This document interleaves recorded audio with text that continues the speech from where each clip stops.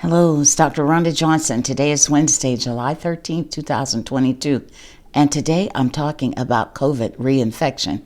And I'm reporting on a preprint study by researchers out of St. Louis that looked at a national healthcare database of U.S. veterans' medical records. It was a very well-designed study, and they examined records of veterans who had a first COVID infection, a second COVID infection, 3 COVID infections, or 4 more infections.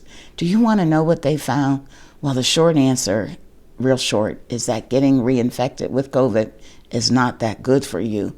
Now for the scientific answer, they found that reinfection contributes additional risk of all-cause mortality, hospitalization, and adverse health outcomes in multiple organ systems, the lungs, the heart, blood clotting, as well as disorders such as fatigue, diabetes, disease in the kidneys and gastrointestinal tract, causes risk of adverse mental health, musculoskeletal disorders, and neurological disorders. And I think that's a whole lot of disorders.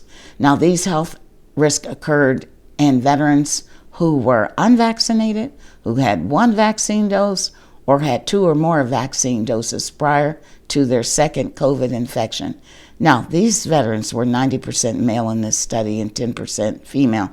Now, the risks were most pronounced in the acute phase of reinfection. That means when people are sick, but persisted in the post-acute phase of reinfection. That means when people are recovering, and most were still evident at 6 months after reinfection. So the researchers found that the risk of burden of disease and all-cause mortality increased in a graded fashion according to the number of infections. So that means the health risks were lowest in people who had 1 reinfection, increased in people with 2 or more infections, and were highest in people with 3 or more infections. And the authors suggested that even combined natural immunity, that means the immunity you get from prior infection, and vaccine-induced immunity, that's your vaccine and booster immunity, does not abrogate the risk of adverse health effects following reinfection. That's pretty major. The authors concluded that their findings highlight the consequences of reinfection and emphasize the importance of preventing reinfection with COVID. They say that the totality of evidence suggests that prevention strategies of reinfection might benefit people regardless of prior history and of infection and vaccination status. They note that we need public health strategies for reinfection prevention. So I'm going to go aside a little bit and look at these public health strategies that we have tried before. Okay, folks, we know that mandates for lockdowns, masks, and vaccines were highly unpopular, at least in the United States. I previously did a message on how we're doing on wastewater surveillance, another public health strategy. We've made progress, but we've got a little way to go.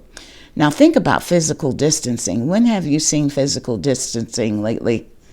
I don't think we're doing much of that anymore. That leaves us with one major strategy, which is improving ventilation.